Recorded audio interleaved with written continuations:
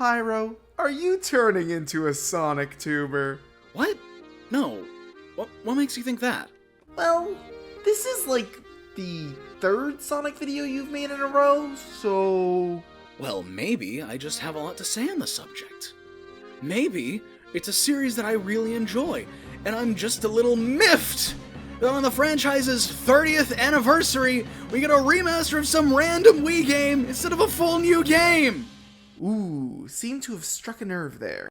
Also, I like Sonic Colors. I'm not mad about it at all. Well, personally, I have standards. Are you crying?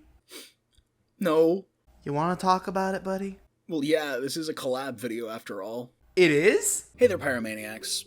Sonic's 30th anniversary has been uneventful. A cameo in Super Monkey Ball here, an arcade port there, and of course, a remaster of Sonic Colors. A remaster that so far has been sky with stars so bright, the colors feel so right, oh god. It's been something alright. Honestly, I have some very conflicted opinions on the original Sonic Colors as a whole. So much so that I've decided to bring on my good friend Parnell Animations to give his input on the game as well. So without further ado, let's get into it. Sonic Colors started development immediately after Sonic Unleashed, while Sega was still in full panic mode to find a way to revive Sonic and repair the series' reputation that was tarnished by... And while Unleashed took the series in a bold new direction, it still wasn't received too fondly by critics, which sadly are the only voices Iizuka seems to care about. Iizuka-san! IGN gave Sonic Unleashed a 7 out of 10! Well, that doesn't sound so bad. You don't understand! They gave Mortal Kombat vs. DC Universe a 7.5! My god. Well, time to burn this place to the ground and start from scratch. Alright, maybe it wasn't that drastic, but still. Sonic Team took the possibly bad faith criticism from gaming outlets and used it to make a surefire hit with their new flagship title, Sonic the Hedgehog 4. Oh yeah, and Sonic Colors was released later on as a Wii exclusive as well. In a lot of ways, Sonic Colors feels like Sonic Team's refined second attempt at what they were trying to do with Unleashed, and that comes across immediately with how the story is presented. In Sonic Unleashed, the writing was slightly more childish and lighthearted than earlier games, but was juxtaposed by a very dark story involving the literal destruction of the entire planet. Rarely in the game did you feel like you're living in what was essentially the post-apocalypse. For Colors, on the other hand, Sonic Team decided to write a simpler, more lighthearted story to coincide with the lighter tone. In this game, Sonic and Tails infiltrate an intergalactic amusement park that Eggman built, which honestly is probably the most Eggman thing that Eggman has ever done. The duo quickly uncover that Eggman's true motive for building the park was to capture a tiny planet, populated with creatures called Wisps to, you guessed it, take over the world. Now it's up to Sonic and Tails, but mostly Sonic, as he's the only playable character, to free the Wisps and destroy the generators keeping Planet Wisp chained down. Boy, this premise sounds a little familiar, don't you think? Usually in my videos, I only explain the setup to the game rather than explain the full plot, but that really is the vast majority of this game's story. It really is one of Sonic's simpler stories, and to be honest, I'm not a fan, at least in terms of its execution. I'm personally under the belief that Sonic stories should always have a sense of urgency throughout. I don't need a dark and gritty story with deep lore, but I need the characters' interactions to match the stakes, and sadly that's just not the case here. Wisps are being turned into ravenous monsters for some twisted evil plot, and Sonic here is trash-talking a giant robot. It just doesn't sit well with me. I want to be clear, I don't have an issue with the lighthearted tone, but the pacing for some of these jokes are just awful. If you're gonna tell a joke, just tell the joke and move on. Some of these gags just drag on for too long and bog down the already dead simple story. Sonic Colors' story is something that's pretty weird to me, because on one hand, it has some awkward characterization, its jokes are hit or miss at best, and the dialogue is, well, it's pretty choppy. But on the other hand, it is the last mainline Sonic story, correction, the last video game Sonic story in general to understand the basics of writing theory at all. So, let me flex my university writing degree on you right now and teach you about a little something called stakes. No, I do not mean the food. You see, in writing, there are two kinds of stakes: personal and external stakes. Personal or interior stakes need to exist in every story. You do not have a story unless the protagonist has a reason to fight and something that they can lose. And no, the world does not count that as an exterior stake. Something that would be an interior stake would be like friend, a family member, or in the case of like Sonic Adventure 2, Sonic's pride. An action story, like a Sonic game, requires both to function. And Sonic Colors is the last Sonic game to have both. There are actually two examples of internal stakes in Sonic Colors, both Tails and the Wisps. Now, granted, these are the most basic forms of an internal stakes, but these are one of the few times in the modern era that we've had this. And the thing is, they actually do a good job escalating the stakes throughout the story. Yacker goes missing, Tails gets shoved into an elevator, Eggman captures thousands of Wisps, all of it allowing the internal and external stakes to fuse together into a very climactic final boss. It's not great, but it's a solid B-, and it deserves a lot more credit than people give it. This game was also the first one introducing the new voice cast, namely Roger Craig Smith as Sonic and Kate Higgins as Tails. I didn't even really notice they changed Tails' voice actress when the game first came out, but I certainly did notice Sonic's sudden, jarring voice change. For almost 20 years at that point, Sonic had been portrayed with a high-pitched, nasally voice. It had a lot of personality to it, so every previous actor had their own odd spin on that voice. Roger, on the other hand, took a totally different direction, going for the voice of a laid-back, wisecracking frat boy. It was so unsettling when I heard Roger's voice for the first time. But it definitely fits this lighthearted writing style, and overall I've grown to enjoy Roger's performance over the years.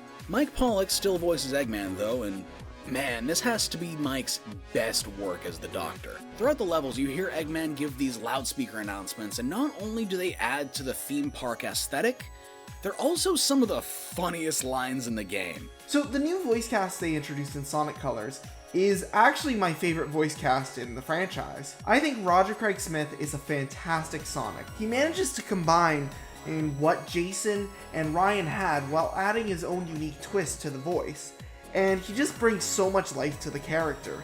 I think Kate Higgins did a great job as Tails, and of course, we have the legendary Mike Pollock still playing Eggman, who, I'm sorry Jim Carrey fans, but Mike Pollock just is Eggman. I've always been pretty happy with it. Like, I remember at the time, I was one of those people who wasn't that happy with the 4Kids cast. Looking back, I think they were pretty good, but at the time, I don't know, I think it was mostly like the actors for Tails, who I'm like, that doesn't sound like a young boy. And I think Jason Griffith was great, but I don't know, there's something about Roger that I just really love. To put it simply, the gameplay of Sonic Colors is pretty much the same as Unleashed. Fast-paced boost gameplay with the occasional 2D platforming section. Except that in reality, the majority of Sonic Colors is 2D platforming gameplay with the occasional fast-paced boost section. That being said, when the levels are fun, they're really fun. It's just a bit disappointing how few and far between the speed sections are compared to stuff like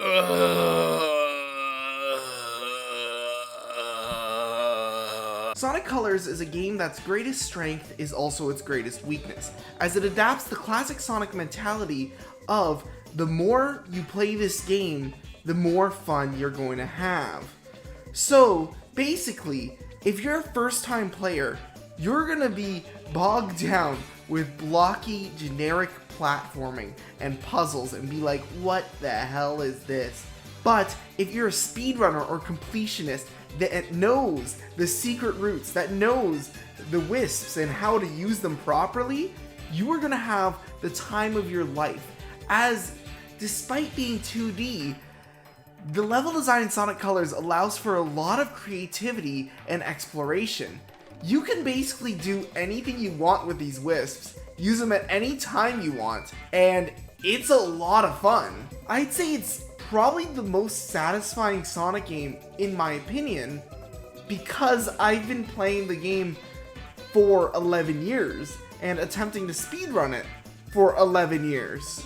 But if you're picking it up for the first time, you'll probably just think, it's okay. The aforementioned Wisps made their first appearance in this game as, well, I'm hesitant to use the word gimmick, but that's really all I can see them as. The Wisps are essentially just power-ups that Sonic can pick up to help traverse through different parts of the levels, but they all seem so situationally specific compared to older power-ups like the Lightning Shield or the Lightspeed Shoes. They tend to just grind gameplay to a halt when you encounter a section of the level where you're supposed to use the Wisps to progress.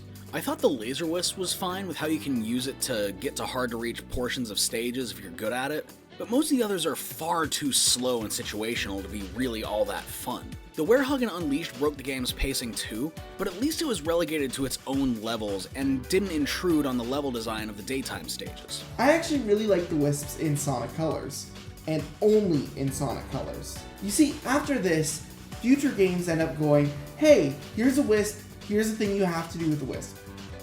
But Sonic Colors goes, here's a Wisp, here's the thing you can do with the Wisp, but you can also save it for later and try to come up with your own shortcuts. And that's what makes it fun. It's a great adaptation of the classic Sonic mentality of, here's a mechanic, master it, and use that mastery to go fast. The only Wisp that doesn't really follow this is the Cube Wisp, which kind of just slows down the gameplay. Like, it's not terrible, it's just not as great as the other Wisps.